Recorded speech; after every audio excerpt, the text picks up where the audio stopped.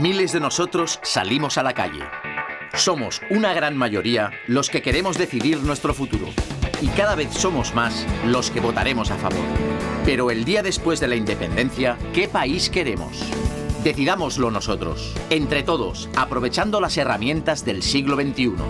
Esto es The Catalan Project.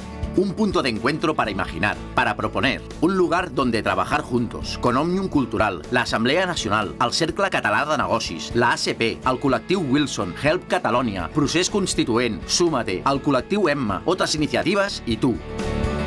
Una plataforma para que tú decidas cómo será Cataluña mañana. ¿Quieres el derecho a decidir para decidirlo todo? Di, en educación, ¿qué quieres? ¿El modelo finlandés? ¿La meritocracia anglosajona? ¿Tiene que ser monolingüe, bilingüe, trilingüe? ¿Y las becas? ¿Qué papel tienen que jugar los autónomos y empresarios? Tú lo sabes mejor que nadie.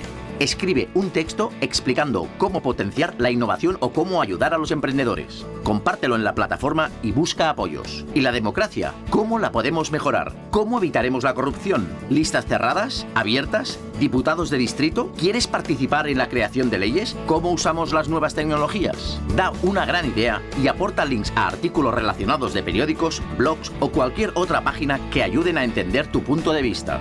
Y en investigación, ¿cómo colabora la iniciativa pública y privada? ¿Cómo retenemos y captamos talento? Sube una imagen que ayude a entender tus razones y compártela con todos. La sanidad, ¿universal o asistencial? ¿Pública, privada, concertada? Graba un vídeo dando tus explicaciones para que llegue a todo el mundo. ¿Cómo impulsamos la cultura? ¿Con subvenciones? ¿Con mecenazgo? La justicia, ¿cómo la hacemos más justa e independiente? La vivienda, ¿cómo la regulamos? ¿Y los bancos? ¿Ejército, sí o no? Ya tienes muchas ideas para estos temas y muchos otros. The Catalan Project es el lugar donde compartirlas con todo el mundo y donde encontrarlas todas. Un banco de ideas para decidir el futuro.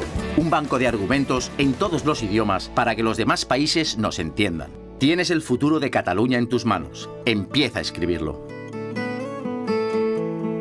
thecatalanproject.org. Entra y participa.